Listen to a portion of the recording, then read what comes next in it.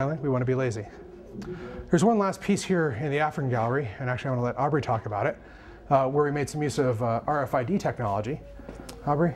What this is what we call the African Soundboard. What it is it's a self-contained unit. There's a computer and the controllers and everything else are inside this unit. So the purpose of the soundboard is to give the masks that are on display some context, and we do that through musical instruments. The masks are often used in musical ceremonies.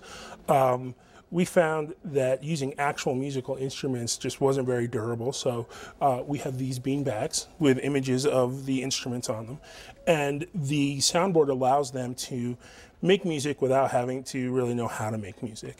Placing any one of the bean bags onto the soundboard causes the soundboard to make sound for that instrument. Placing another one adds that instrument to it as well. You can place the actual mask on it to hear the entire cacophony of the sound. This is using a tangible interface so that a user can't really do anything wrong. If they wanted to stop, they remove all the bean bags, and you know, anything they do works. There's no way for them to really do it wrong. Throughout the museum, as we've developed a lot of these interfaces, we tried to pay particular attention to making sure people can get to an experience quickly, very easily. And so, you know, we spent a bunch of time trying to figure out how to make these things as simple as possible. It's not because we don't want them to be complex, but you know, we very much have a philosophy that you know, we'd rather do one or two things incredibly well rather than trying to do a bunch of things and diluting the whole experience and making each individual thing weaker as a result of that. So I'd say it's actually a pretty good example. I mean, we've seen 2- and 3-year-old kids just come up and be able to use it without any instruction, any involvement from a parent, and they mix and match the things just fine, and it works. And that's kind of the point of a bunch of the stuff that's here.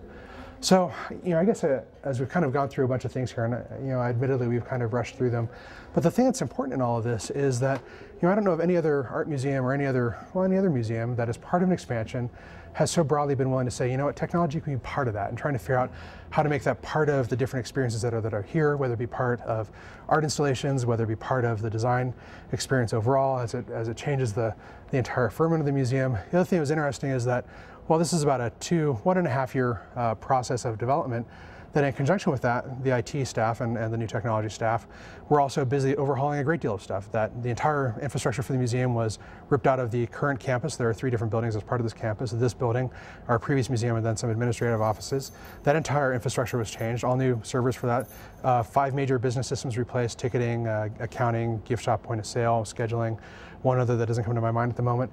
And then also planning for the technology here and making sure that the infrastructure, in addition to the individual things, existed within the gallery. And even better was that you know, I'm very proud of the fact that almost all the stuff was done in-house, that it was a very collaborative effort across a diverse group of people. While there was a core group of probably, I'd say, 3 or 4 people that worked on most of this stuff, you know, as different needs and different skills were needed, they were brought into the mix, and you know, on the whole, has ended up creating an experience that's unusual for any other art museum. So that's pretty much the stuff that we've done here in the Hamilton building. Hope you're impressed by it, and we'll see you in Chicago. Thanks.